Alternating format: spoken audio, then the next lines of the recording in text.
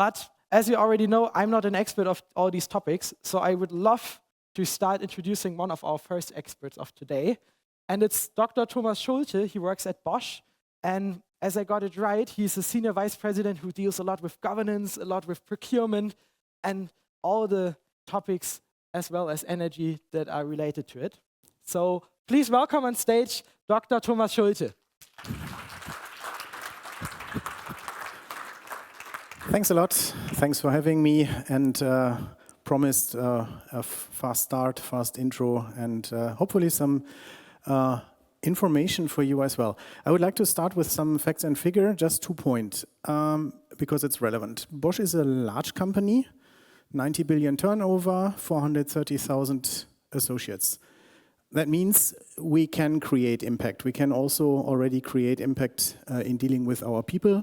But at the same time, we are also dealing with 35,000 suppliers. So whatever we are doing, if we scale it and if we do it in the right way, we can achieve impact. On the other hand, or in parallel, we are dealing with very diverse divisions. So we are in the mobility business, but we are also in household appliances, in industry, and in consumer goods. And as you will know, there is a different velocity, and there are also very different ambition levels with respect to sustainability in those areas. So it's sometimes also a little bit the question of how do we tackle this diversity? And the way we are doing it, and I would like to share a little bit with you with respect to the renewables, is to start with pilot projects, but then understand where we can scale fast. And I would like to share where we are scaling fast. If you're looking into those figures down there, you can't read them, but I will tell you. It is our decarbonization journey for our internal production. And our target is to save 1.7 terawatt hours between 2018 and 2030. And our achievement is now 67%. So since 2018, we have managed 67% of that journey. Last year, we only had 58%. So it's almost 10% points just last year. Fine.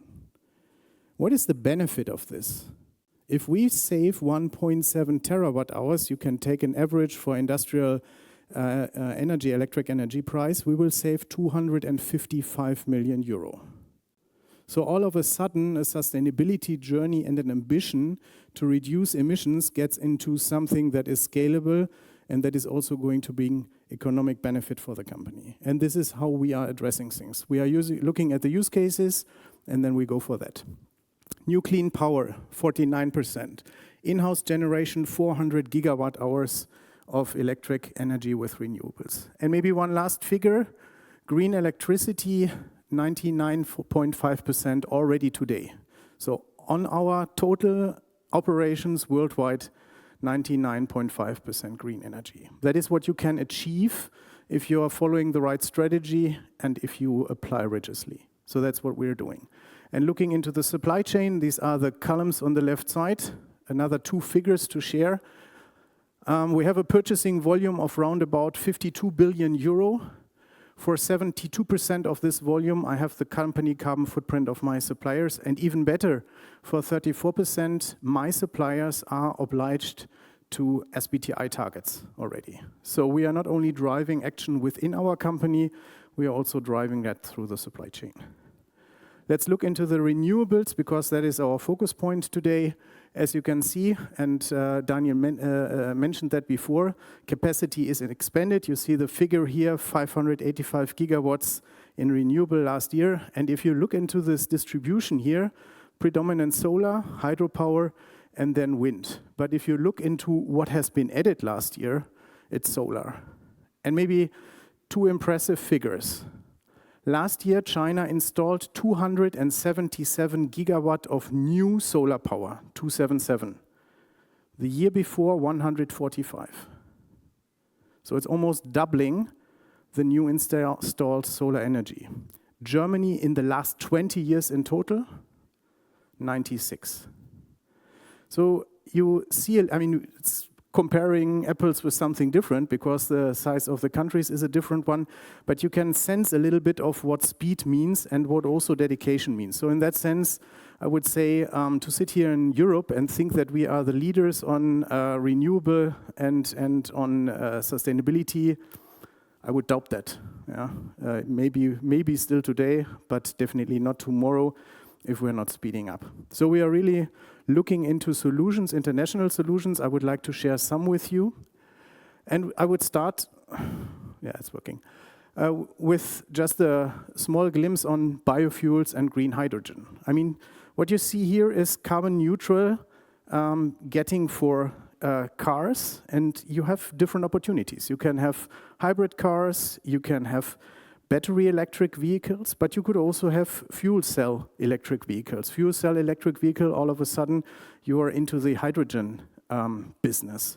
So what I want to say and what I want to state is, which is the good thing, you always have opportunities to use different levels and approaches of technology to drive something. You don't have to have this hard cut of either I'm driving my internal combustion engine or I'm driving my electric vehicle or fuel cell car. There are some modifications in between, and I think this is something we should use because the different markets are mature in a very different level to receive those products. That is why we are looking into providing a certain range of technologies and then leave it to the people to use it and develop further. One journey that started already 20 years ago is a specific one in Brazil. In Brazil, you see that flex fuel, and flex fuel means you can either have normal combustion, also gasoline, but you could also use ethanol. Ethanol is great, footprint 0. Why? Because you grow sugarcane and then you use the sugarcane, you burn it in your car, and then you grow sugarcane again. Great, great thing.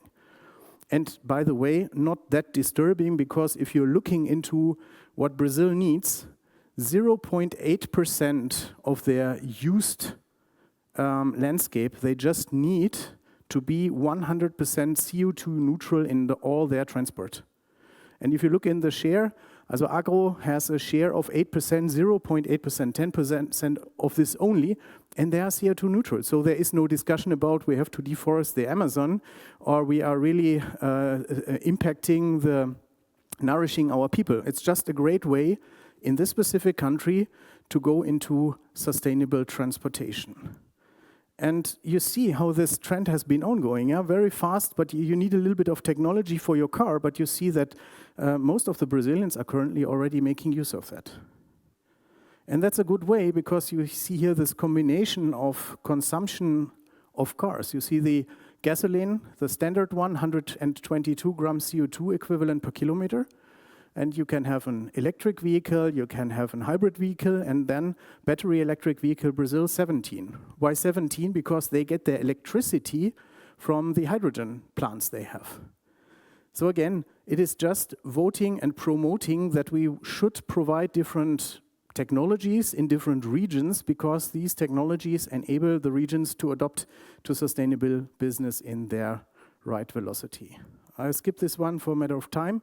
And I would just like to share with you that what we try at Bosch is also we try to foster the big projects and programs, but also the smaller ones. So here it's about hydrogen. Hydrogen economy, we're talking about hydrogen production, storage, distribution, and usage. And what we try to do is to foster and to support all three columns with different products. One of them, for instance, being Hybrion. It's an electric stack that is producing hydrogen out of electricity and purified water. And this is a system that is built as a stack. So you can use 1 unit, you can also use 1,000 units. So depending on the business, depending on the circumstances and environment you have, you can scale this. So we are always looking now into this more module solutions, so that depending on where you are and what you need, we can supply you with something. Another thing, here we are talking about selling a product in order to support sustainability. I have another point here, I'll skip this one. This is how we do it on our own, logistics. About 10% of our emissions in scope 3 upstream is from logistics. That's not too much, but it's 10%. So let's work on that.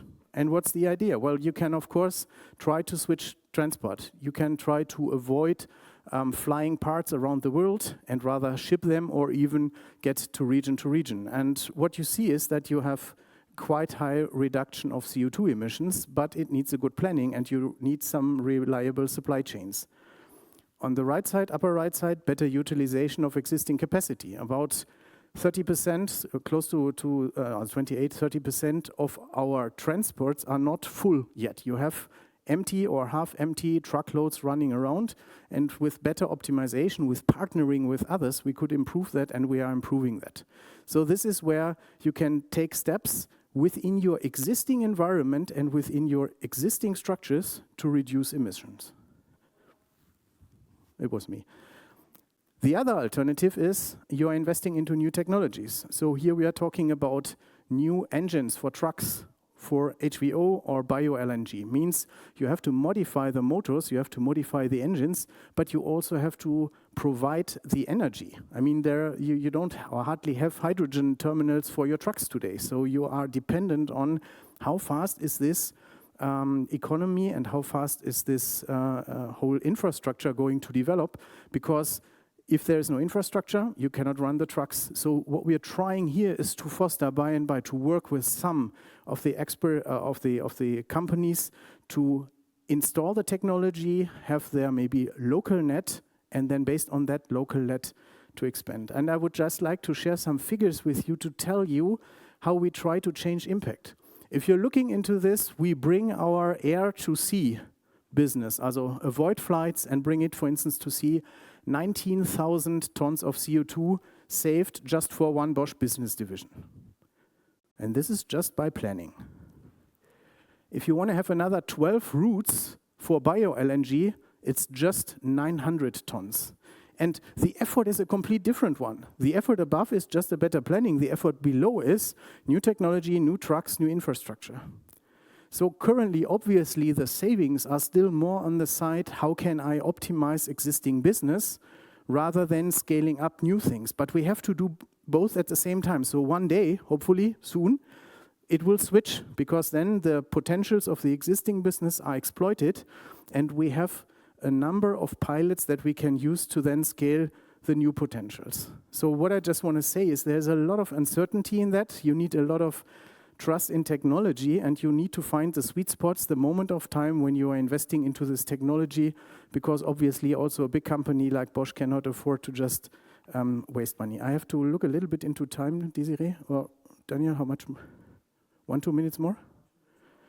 Okay. Yeah, so this being said, I would just like to emphasize the lessons we are learning currently is that we need to make sure that those people that are doing the current business are not waiting until something new is coming up and then replacing, but we have to challenge all areas. We have to challenge those areas that are doing current business and ask them to use all potentials they have. At the same time, we have to foster new technologies. And my experience is you need somebody from the top who is driving that. Our board is quite strong on that. We will release a new sustainability report for Bosch tomorrow. And the first word is from our CEO, and there are very clear statements that despite whatever is going on in the world, as Bosch, we are quite convinced that we need to transform into sustainability business, and we are also going to maintain this path. Thanks for your attention, and of course, I'm very open for your questions.